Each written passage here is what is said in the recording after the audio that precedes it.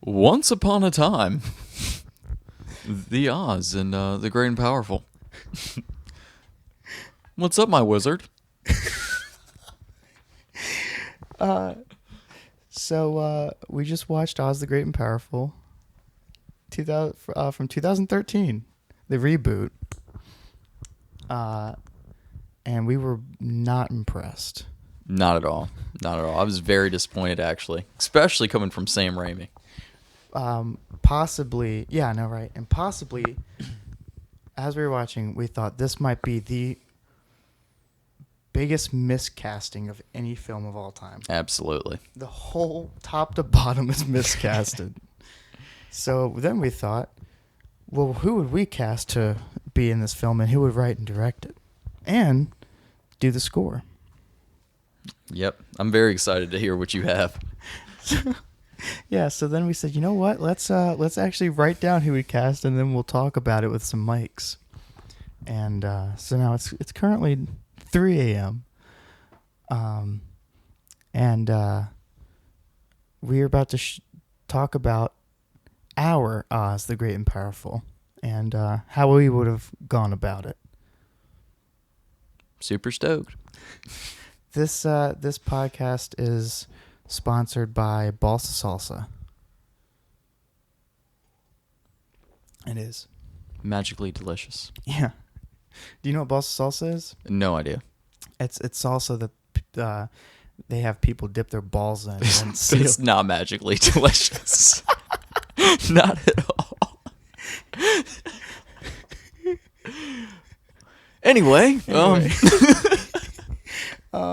All right, so should we take turns? Like, who would I cast for this person? Who then you? Yeah, back and forth. Like, back and forth. We'll start with the main character and then just go from there. That sounds perfect to me. All right, well, let's kick it off with, I guess, Oz, right? Oz, absolutely. Who do you have cast? I have Hugh Jackman cast as Oz because James Franco was the biggest miscast. And For sure. He didn't fit into that at all. He's a down-to-earth guy in a magical land. Yeah. It was like having Pineapple Express and Wizard of Oz. Like, it just doesn't fit. It doesn't doesn't fit mix at all. well. Yeah, I mean, it Not at literally all. looked like he was treating the whole thing as a joke. So I have Hugh Jackman. He's very theatrical. He's acted in plays before. He's done Broadway. Yep. He was in Les Miserables. He was in The Greatest Showman. He does a lot. He can do a lot with his face. He can do a lot with his body, and show a lot of emotion. And he can do. He gets ripped, dude. All right, Evan. But I think he would bring a lot more magic to this land of Oz. For sure. Definitely more than James Franco. Yes, my Definitely point more. exactly. Well, I had Who you got? Matthew McConaughey. Oh, yeah. Matthew McConaughey should have had that part. Let me tell you why, too. Okay, go ahead. So he has the wit that James Franco has, in a way. You know, kind of same type of character, except Right. Matthew McConaughey is a little more mature, Okay, and I can definitely see him being more in a magical land I see. than James Franco. It would be definitely interesting to look at Matthew McConaughey in the Land of Oz. Wouldn't you want to see Matthew McConaughey in the I'm Land of Oz? intrigued. On the Golden Brick Road. Matthew McConaughey on the Golden Brick Road. I'm definitely intrigued. I would love. I just feel like it'd be so, like. Could you just imagine him in like complete shock the whole time, like looking around, his eyes are wide as shit, just looking around like. I think he could pull it off. He would play it off well, for sure. For sure. I mean, I'm interested, but all right. Oh yeah, and you know what? Cast a vote in the comments. Tally up all the answers and see who you think has the better version of Oz. Sure like to hear it. Sure like to hear it. Let's go to Annie, the blonde witch. Or Didn't she- even is know she her a name was witch? Annie. Yeah, exactly. I had to look it up. Do you want to go first on this one? Sure. On this one, I had Emma Roberts, like we talked about. Yeah, Emma that's a great Roberts would have choice. done it. She has some sort of like blissfulness about her. Right. And she fits perfectly as the good witch in the Land of Oz. Yeah, I agree. She would work well. I'm trying to think of her past work. I mean, she's definitely done a lot in American Horror Story. Yep.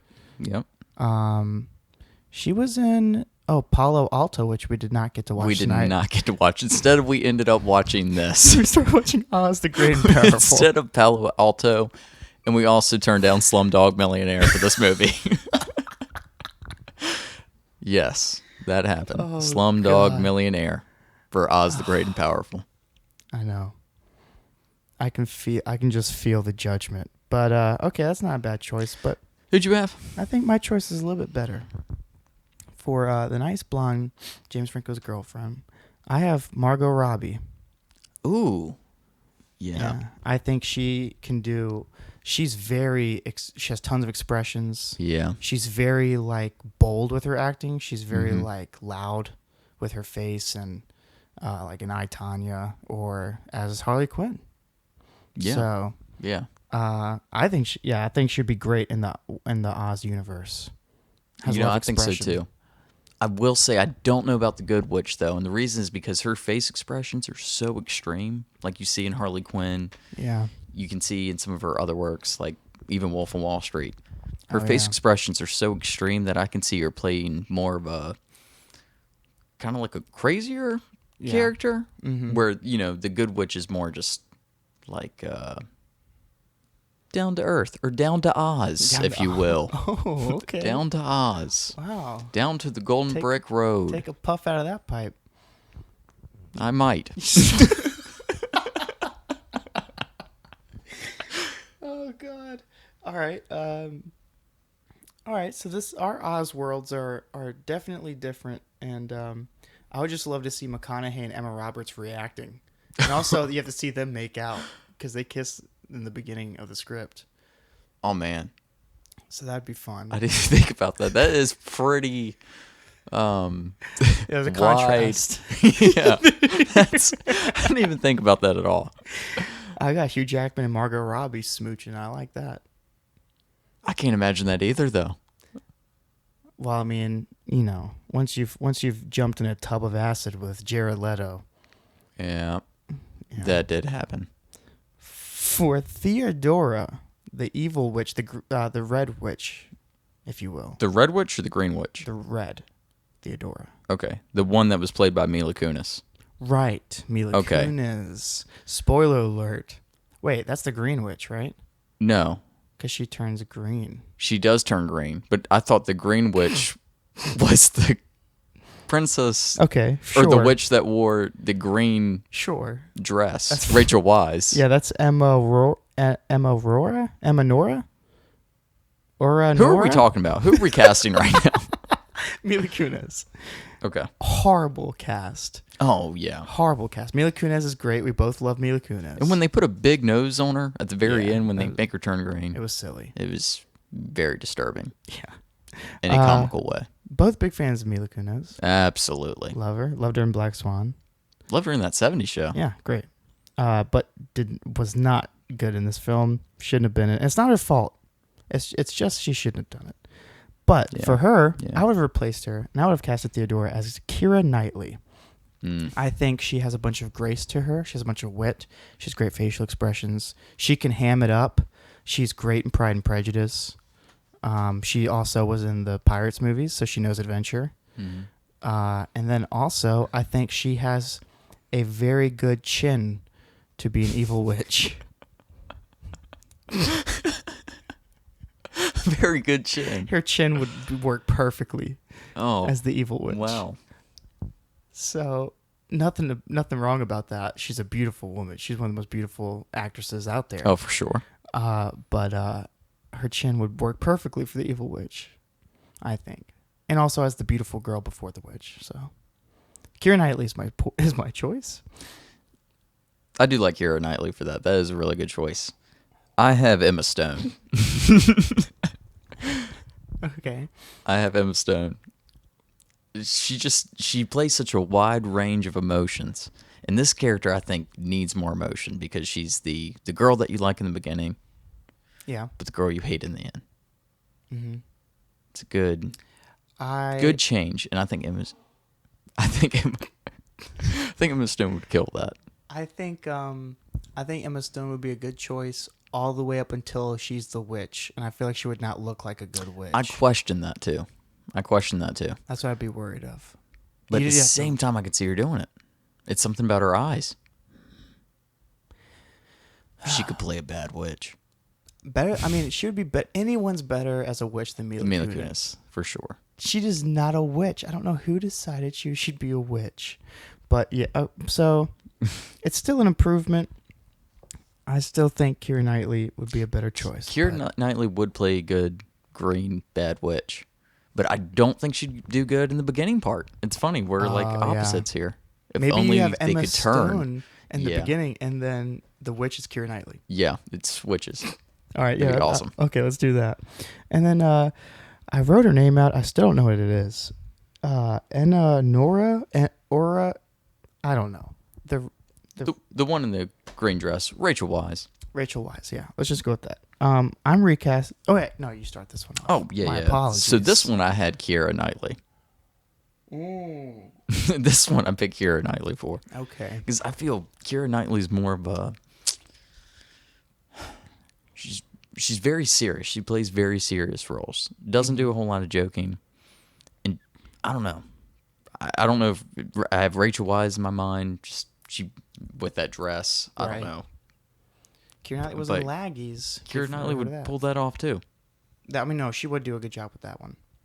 I agree. Yeah. So I think we both agree Keira Knightley should be in this film. She'd be a good addition. Keira Knightley needs to be in The Wizard of Oz. Yeah, she'd be a great addition to The Wizard of Oz. Okay, yeah. I have, for that role, Julianne Moore.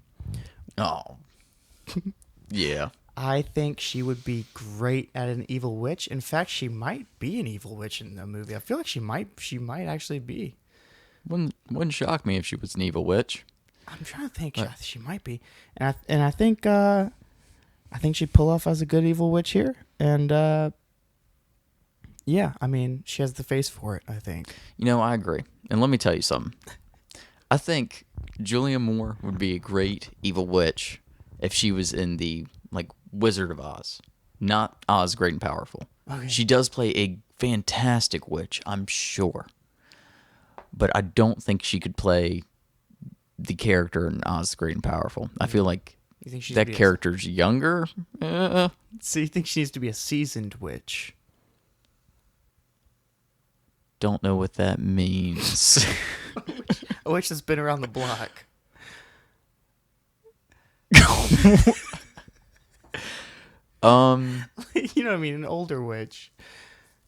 Julianne Moore. You picked an older witch. I'm saying you think that Julianne Moore would be better playing an older witch. Seasoned witch. Yes, a witch that's been around the block, as you said. Yes. Yeah. Okay. I mean, I kind of understand.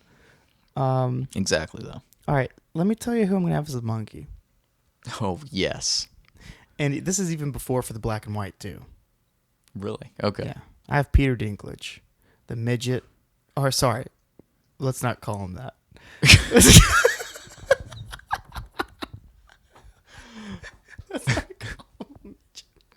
Yeah. The small person. You know what? Rather, the person. The man. There we go. We shouldn't label him as small. That's not his character. That's not who he is. He's a man. But the man from Elf, and who they make fun of for being small, and from Game of Thrones.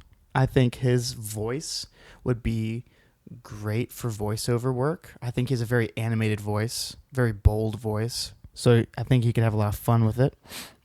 And then also, not even by his size is funny, but his physicality is funny of how he moves and his facial expressions. He has comedic chops that I think he would.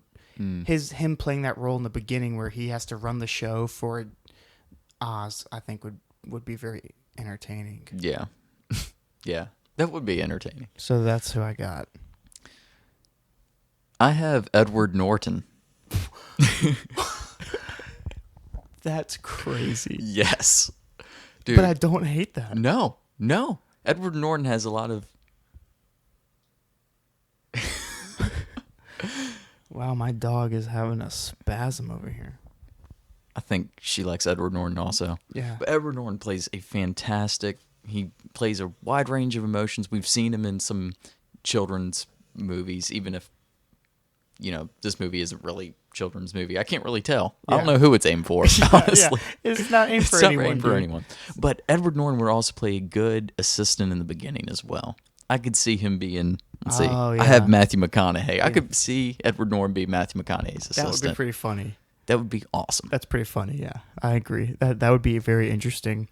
And then they both meet Emma Stone. Oh, yeah.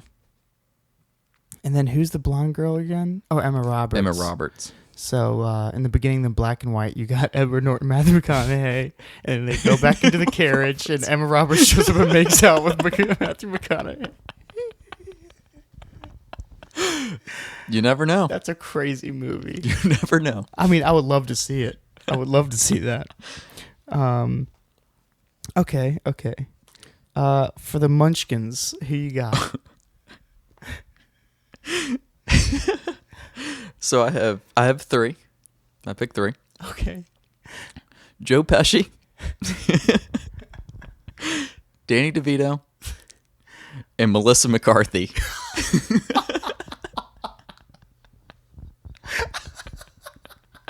Casted as the Munchkins. Dude, that is the funniest thing. Melissa McCarthy is one of the best castings you could do with a Munchkin, dude. I know, right? That is amazing. I know. Oh my god, that is phenomenal. I know. I know. And we both discussed Joe Pesci. Yep. So shocker, he's also mine. But dude, that's so funny because you have just them three as all the Munchkins. Yep. Every single one of them is just their 50 faces Munchkins. repeated. Their faces repeated. Different like wigs on and stuff. Imagine a bunch of Danny DeVitos running around. Running into Joe Pesci's. And Melissa McCarthy's. That's fantastic. All right. So I also have Joe Pesci. Of course. Then I have Ray Liotta.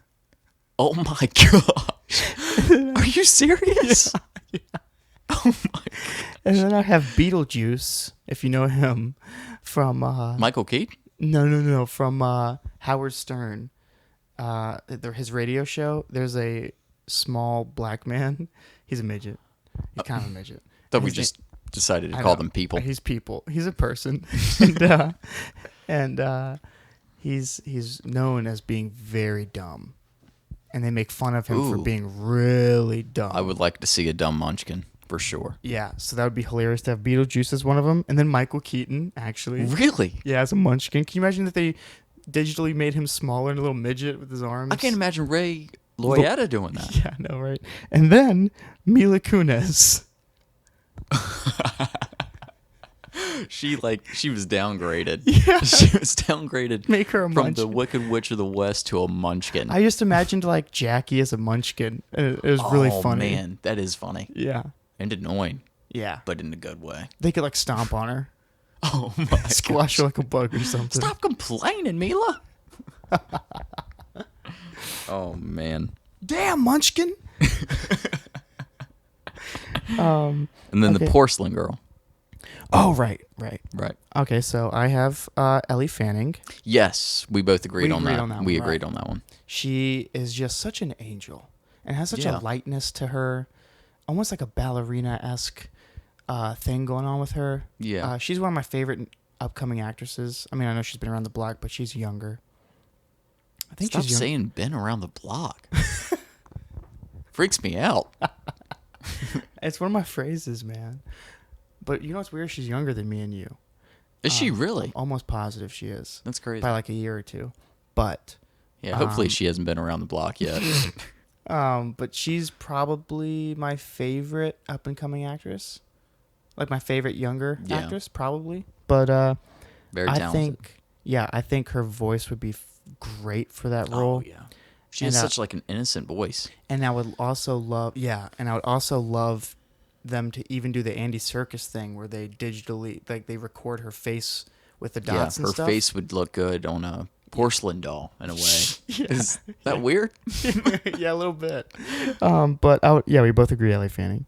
So, all right, so that's our cast for the actors and actresses for the main parts. Absolutely. And Oz the Great and Powerful. So cast your vote for who's doing better there. Hopefully you're keeping your tally. And really quick, I wrote somewhere in a side role, just put him somewhere in there. Put Bryan Cranston in the movie somewhere. I could even see him beat a munchkin. Yeah. You know, for that sure. would be great. Yeah. Yeah, put him as a munchkin. So do you want to do score first and then go to the writer-director? Yes. Okay. So hit me with it. Who you got making the music for this? I have John Williams. I thought about it. I have John Williams. He's, of course, he's a big name composer, but he does such like epic soundtracks, like Star Wars. Come on. Yeah. Come on. Can you imagine a Star Wars sounding contract to The Wizard of Oz? Yeah. And you know what was selling me on him, even though I didn't go with him, was the Jurassic Park theme.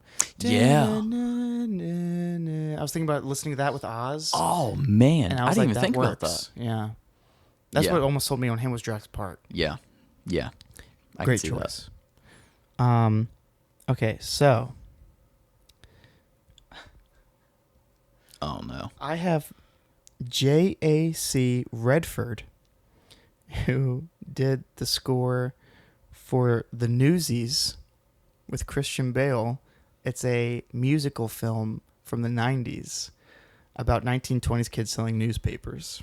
Oh? But I have three people doing the score. Oh, wow. Because I have him doing like the play, songs. Because I think this movie should have had way more. If Like musical parts? Yeah, like the old one. Yeah. So I'm gonna have J.A.C. Redford in charge of that. I'm also gonna throw Nick Cave in there. If you know Nick Cave, Sounds familiar. Remind me of what he's done. he was in the band Nick Cave and the Bad Seeds, and I don't know any songs offhand that you would like get right off the bat. I don't think That's fine. But I've heard of him, though. Nick Cave, and he would help J.A.C. Redford, and he also helped do the score for Lawless. I don't know if you've seen that. Yeah. Very good movie. That's one of my I think that's one of the most underrated movies ever. For sure. But and then to throw in some extra stuff, like some songs here and there, is Randy Newman, who did the music for Toy Story. Yeah. I'll have him sing some songs for it, do some vocals and stuff, some guitars. That's awesome. That is awesome. Randy Newman. I have Randy Newman in my Wizard of Oz movie. Yeah. I don't hate it, though. Strange happening. In The Wizard of Oz. That's fantastic. Yeah. All right, so that's who's doing the score. And now we have who we're going to write the script. Who's going to write the script? I You go first, yeah. So to write my Oz the Great and Powerful film, I'm actually going to have John Lasseter, who wrote the Toy Story scripts. Really? Mm-hmm. He wrote Toy Story. He wrote A choice. Bug's Life, Monsters, Inc. A lot of animated features. All the Pixar things. Cars. He wrote Cars, too. Gotcha. So I'm actually I love Cars. I'm gonna attach him to write it because I think if anyone knows magic and knows children, it's gonna be the person who wrote Toy Story. Yeah. You're right. You're right. So I was actually thinking that this could be maybe like his first screenplay for a real life thing. Yeah. Which would be The Wizard of Oz. But it's almost kind of playing in animated stuff too. Yeah. So I think he would do a great job making a family really fun, adventurous. He would do great with the characters and great with the, I think, imagination of like what the world will look like. And so John Lasseter's is writing my script for me. That's awesome. That's awesome. Well. Oh, Lord. So my writer kind of goes with my director. Okay. One of them. One of my writers. Quentin Tarantino. No. Can you imagine? Oh, God. I would definitely see that, though. Oh, yeah. I would see. Yeah. Anything Quentin Tarantino. I would see Tarantino shit in a box, dude. If I had.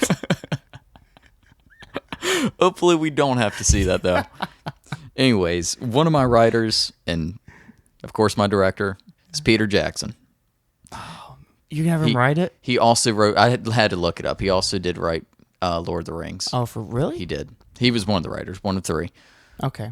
But he has that whole epic thing going on, and I would love to see The Wizard of Oz as an epic film. Yeah. An epic film. Yeah. But over top of that, Peter Jackson being one of the writers. Oh, you have two. So you have two I writers. have 2 writers. Okay. The second one I have is Charlie Kaufman. Do you know who that is? Oh my God! Yeah. He did Being John Malkovich and Adaption. Oh, yeah, that crazy lunatic. His humor is so out there that him doing like the jokes for a Peter Jackson epic for The Wizard of Oz. Are you kidding me? That's fantastic. It would be so strange. I love it. It would be, that would be great. I think he works with a Michael Condrey, maybe is his name. Charlie Kaufman. Charlie Kaufman. I've seen him. The 2 movies that I mentioned, he did with Spike Lee Jonze or Spike Jones. It is Jones. Okay, Spike Jones. Yeah. Which was Being John Malkovich and Adaption, and he might have done Her. I don't remember. Spike Jones did Her. I don't know if Charlie Kaufman did. Oh, I don't think so. Okay. But, well, I know he maybe. did the other 2. But Charlie Kaufman, I think, works with Michael Condrey a lot, but I might be wrong about that. But actually, I'm pretty sure I'm wrong about that. Okay. But that's such a weird team up. Yeah. I feel like you're gonna get the most quirky, Epic. But Peter Jackson's gonna make a great story. It would be a humorous epic, like the original Wizard of Oz, is what I'm picturing from it. Because he'd bring that silliness. Charlie Kaufman would bring the silliness into Peter Jackson's So you have a dark epic. guy and a light guy. Yeah. Pretty much. Okay, I see. A lot of contrast. Yeah. Okay. I can get on board with that. I can get on board. Right. And again, for my director, I had Peter Jackson. To do the epic scale. Who did you have? Well, Peter Jackson's a solid choice. He is like, if I was a producer, you're probably going to put all your money on Peter Jackson. Yeah, for sure. But if I was picking a director for remember, I have John Lasseter writing, the Toy Story writer. Right. So I thought, you know who would do a great job directing such a light, fun, innocent, quirky little script that John Lasseter wrote would be the Coen brothers. Oh my gosh. Have they done anything like? Well, you know what inspired me to put them on as directors was Oh Brother, Where Art Thou? I thought thinking about that film and thinking about the shots in that and like the kind of like quirky weirdness with the characters and stuff. Yeah. And it's told and it's based off the Odyssey, the story. Yeah. So yeah. I was thinking that based off of that in a weird way with the frog and all that they would probably get some really nice shots. I can just imagine they're like just straight shots how they do, Mm-hmm. Like it's almost like the original Wizard of Oz where it was just straight shots, people are dancing, because they also do a lot of dancing movies like Hail Caesar or The Ballad of Buster Scruggs. Yeah. There's a lot of shots of people just doing their dances, and it's like really old school. So they would do great with the dancing. They would do great with the straight shots. I think with John Lasseter's like bubbly Toy Story-esque script, he would I feel like you would get great reactions with the Coen Brothers camera work, and they would put a lot of style to it and make it really old school. And I think both of them, as writers and directors, I think they would be a good potion formula for a crazy, awesome, powerful. Oh, it'd be interesting. Yeah. It'd be interesting. Coen Brothers directing Hugh Jackman. I would like to see that at some point, regardless of what movie it is. And Peter Dinklage. Yeah. But, yeah. That's interesting. We have such different Wizard of Oz movies going on here. Like, listen, your Oz, Great and Powerful is more, like, childlike and playful. Yes. Than my Oz, The Great and Powerful, is an epic thriller adventure. Yeah. You're really trying to put Oz through some shit. I really am. I would like to see Oz in some shit.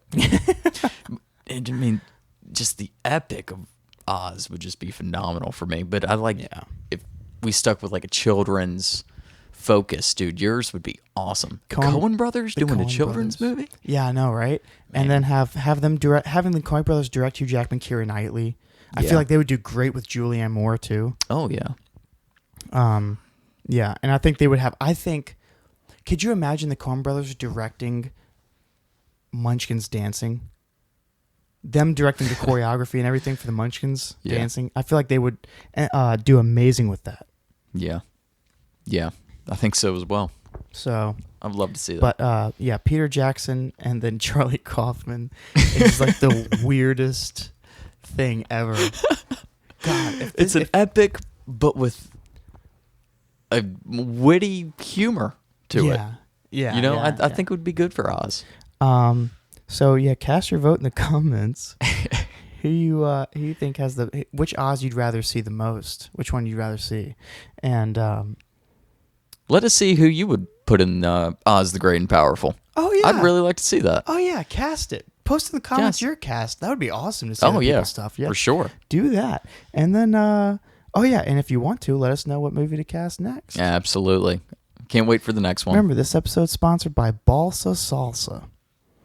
Not magically delicious. Very disgusting. They're also looking for black people to hire because they're coming out with a new black flavor where it's black balls dipped in it because they've only been using white people. What did you expect me to say to that? I'm just giving you the information. Once again, this isn't coming from me.